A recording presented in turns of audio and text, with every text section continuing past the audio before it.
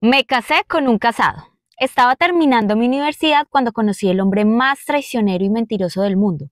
La verdad lo quería demasiado y por ser una mujer tan ingenua me dejé llenar de tantas mentiras que en su tiempo no veía. No me habían enseñado que tenía que estar mosca, a dudar, estar pendiente o en la jugada como dicen, sino solo a creer y tragar entero. Creo que por eso me sucedió esto. Yo vivía en un corregimiento que quedaba solo media hora de la ciudad. En ese corregimiento se sembraba mucha racacha, uyama, frijol y en ese momento ya se veía mucha siembra de aguacate. Mis papás eran los campesinos más trabajadores y disciplinados. Ellos siempre me mandaron a la ciudad a estudiar. Me mandaban todos los días con un tío en una moto para llegar al colegio y en las tardes regresaba. De verdad que siempre me quisieron dar lo mejor. Y cuando entré en la universidad era lo mismo. Me dieron la mejor carrera, era muy buena universidad. Era hija única. Mi mamá tuvo 2 pérdidas antes que yo y yo fui muy consentida y su única bebé. Así que lucharon con su cultivo de arracacha y frijol toda la vida. Los ayudaba mucho y valoré a los campesinos que hacían todas esas labores. Pero la realidad es que yo no quería nada de eso. Yo quería ser odontóloga. Para eso me quería preparar y ellos me apoyaban y siempre muy dispuestos a todo. Resulta que cuando yo ya estaba a punto de graduarme conocí a Fabio. Él llegaba esporádicamente algunos días por su trabajo ahí en el corregimiento donde yo vivía. En ocasiones se quedaba unos días y después volvía a la ciudad y así mantenía de un lado para el otro. Él cuando me vio me invitó a tomarme algo. La verdad sí se notaba un poco más de edad mía, pero a mí me gustó mucho la manera de ser de él. Todo caballeroso, amable y empezamos después de unos meses a salir. Después la cosa iba muy seria y se los presenté a mis papás. Yo empecé mi práctica universitaria y él fue el que me consiguió algo en la ciudad para hacerlo. Él tenía muchas influencias porque él era abogado. Después de un año, ya cuando me gradué, él me propuso matrimonio. Yo feliz le dije que sí, mis papás estaban muy dichosos. Él me dijo que por qué no vivíamos en el corregimiento, que le parecía buena idea, que yo estuviera cerca de mis papás y que además montar un centro de odontología sería demasiado bueno porque no lo había en ese lugar. La verdad, no le vi nada de malo en su idea. Al contrario, me pareció súper bien esa idea de montar algo innovador y ayudar a los campesinos de la zona también. Nosotros nos casamos por lo civil.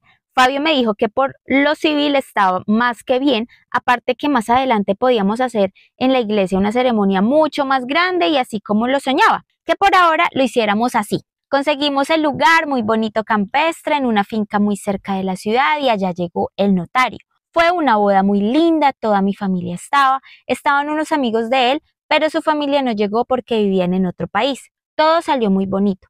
La luna de miel nos fuimos al mar y solo duramos 4 días porque él tenía unos asuntos pendientes en el despacho y no podía ausentarse más. Después de eso, empecé muy juiciosa con el lugar para colocar mi centro de odontología. Él me ayudó a todo, me prestó la plata para montar todo, yo estaba muy dichosa. Me empezó a ir muy bien, mantenía muy ocupada, más aún que le había salido otro caso muy importante a Fabio, le tocaba durar más tiempo en la ciudad, mantenía muy ocupado. Hasta en ocasiones trabajaba los domingos y los festivos, mantenía con el trabajo hasta el cuello. De verdad era muy buen abogado y lo solicitaban mucho. Yo sí sentía su ausencia, pero con mis papás al lado era todo mucho más fácil. Su compañía era súper importante. Así duramos como 2 años en ocasiones. Cuando llegaba me decía que cogiéramos para algún lado. Yo le decía que para la ciudad, pero él me decía que acababa de llegar de allá, que quería otros lugares y nos íbamos a conocer Colombia. Eso sí durábamos 3 o 4 días y ya, por su trabajo y porque yo tampoco podía dejar el consultorio solo mucho tiempo. A los 2 años y medio resulté en embarazo. Nos pusimos los dos demasiado felices. Él me abrazó, me consintió, me dijo que nunca nos iba a faltar nada. Estábamos muy, muy felices. Cuando fue a tener a mi bebé le dije, Fabio, estoy pensando en la posibilidad de vivir en la ciudad. La verdad, tu trabajo fijo es más allá. Mantienes más tiempo en ese lugar y acá sí vienes, pero más poco. Él me dijo, son los mismos días. Prefiero allá que es más económico porque en la ciudad siempre me quedo donde Marco, un amigo de él.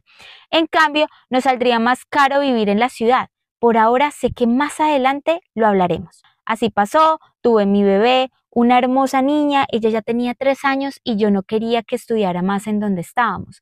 Quería algo mucho mejor. Así que de nuevo le dije a Fabio que ya había tomado la decisión de irme a vivir a la ciudad.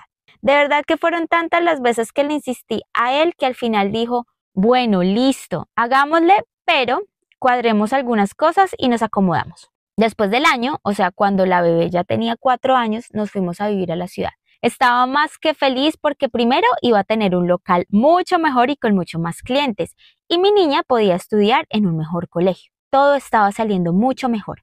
Mis papás me iban a visitar muy seguido y la afluencia de mis pacientes iba creciendo mucho más. Un día, Fabio me dice que lamentablemente, como él dejó los casos del corregimiento donde nosotros vivíamos, que le colocaron otros casos en una ciudad mucho más lejos, el despacho decidía por él y no tenía nada que hacer, porque si no cogía esos casos, el despacho después no lo ponían en más casos y empezaba a ganar menos. Así que lamentablemente se iba a ausentar casi los mismos días que como vivíamos en el otro lugar. Ahora sí me sentía sola porque mis papás no estaban tan cerca mío. Yo no era de mucho salir, ni de tener amigas, ni nada por el estilo. Más bien, mi personalidad era de estar en mi casa y estar pendiente de la niña y ya. Una noche estaba esperando a Fabio, que llegaba de viaje. Salí para botar la basura del apartamento, entonces bajé para dejar en el área de la basura. Cuando vi su carro estacionado en el parqueadero, y era de esos parqueaderos que el carro quedaban unos con otros, y me fui sigilosa porque le iba a pegar un buen susto.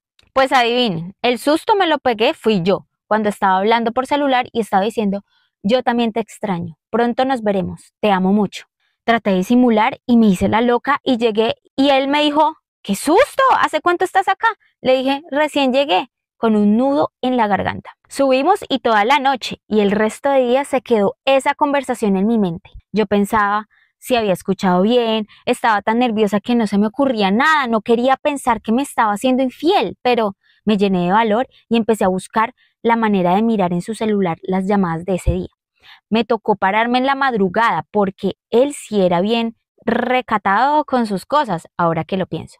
Cogí la llamada de ese día en la noche, no tenía ningún nombre, se habían demasiados números marcados y llamadas entrantes. Era abogado y eso lo mantenía llamando mucha gente, pero ese número sí se veía que lo marcó varias veces y que también entraban varias veces las llamadas, pero no tenía casi ningún número con nombre, solo había uno que era con despacho.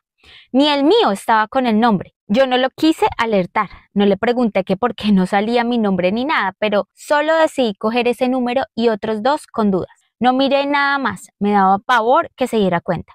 Además, era de esos celulares que no eran como ahora con mucha tecnología, eran de esos que solo entraban llamadas y mensajes de texto. Al otro día me fui al consultorio y yo no sabía qué hacer. Tanto así que la niña que me ayudaba, mi asistente, me vio tan mal que me dijo que si me ayudaba en algo. Yo le conté todo y ella me dice, Dios mío, si quiere le marco. Ella como que tenía más agallas que yo, porque yo solamente temblaba. Así fue, empezó a llamar y en los dos que había escogido de más, estaron unos hombres y colgamos. Pasamos al último, que sabía que ese había sido de la llamada. Contestó una mujer. Mi asistente de una vez dijo, qué pena con usted, quiero saber si usted conoce a Fabio. De una vez ella dice, ¿para qué? Ella sin más le dice, es que la esposa le escuchó una llamada con usted y quisiera saber qué es de usted. Ella de una vez dice, ¿cómo así que esposa? Si yo soy la esposa, ¿usted está marcando bien? Ella dice, mire, él tiene esposa y una hija. Y ella vuelve y dice, pero si yo soy la esposa y llevo con él 11 años, tenemos 3 hijos, ¿usted está marcando bien? ¿Y si será el mismo Fabio? Ella dice el apellido y todo concordaba, hasta su profesión y el despacho donde trabajaba. Ella me dijo, Milena, no hay duda, su esposo la engaña. Pero quedamos confundidas de que las dos éramos esposas. Pensé por un momento que ella nos estaba mintiendo, pero no sabía ni qué hacer más. Después de 2 días, la señora nos devolvió la llamada. Era el celular de mi asistente y ella pidió que por favor quería hablar conmigo. Yo no quería. Yo no tenía los pantalones para eso, pero me insistió mi asistente y empezamos a hablar, a conseguir días, fechas, todo. Ella me pidió el favor que si nos veíamos y que ella iba a llevar fotos de él y que yo hiciera lo mismo. En ese entonces no se podía mostrar en el celular, así que saqué algunas que tenía impresas en mi álbum de matrimonio y otras viejitas. Nos citamos en un café y empezamos a hablar. La verdad, la señora era madura y yo no era de armar problemas o pleitos, solo estaba muy asustada y desconcertada. Llegó el momento de las fotos y sí, era Fabio, no había duda. Tristemente me había casado con un casado. Ella me mostró las fotos de su matrimonio en la iglesia, pero como era posible que yo también lo estuviera, le dije que apenas tuviera información, yo la llamaba y le decía a ver qué era lo que había pasado. Ella de todas maneras dijo que estaba ideando un plan y que ella también me llamaba para concordar qué era lo que íbamos a hacer. Empecé a buscar los papeles de la notaría donde me había casado con él, pero no lo encontré y no quería de nuevo decirle nada para no alertarlo. Decidí ir a todas las notarías con tan mala suerte que no aparecía casada con nadie.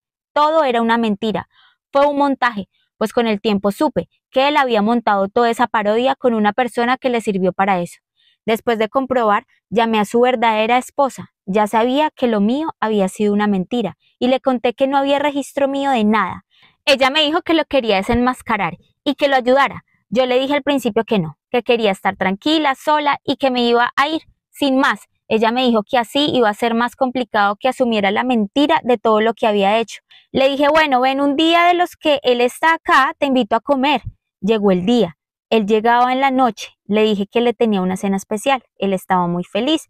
Ese día le dije a mis papás que se llevaran a la niña a la finca, y así fue. Ella llegó como una hora antes, le mostré toda la casa, las fotos, el armario de él, le mostré fotos de la niña, su cuarto. De verdad que nos sentamos a analizar cómo era posible este suceso y cómo no nos dimos cuenta de nada.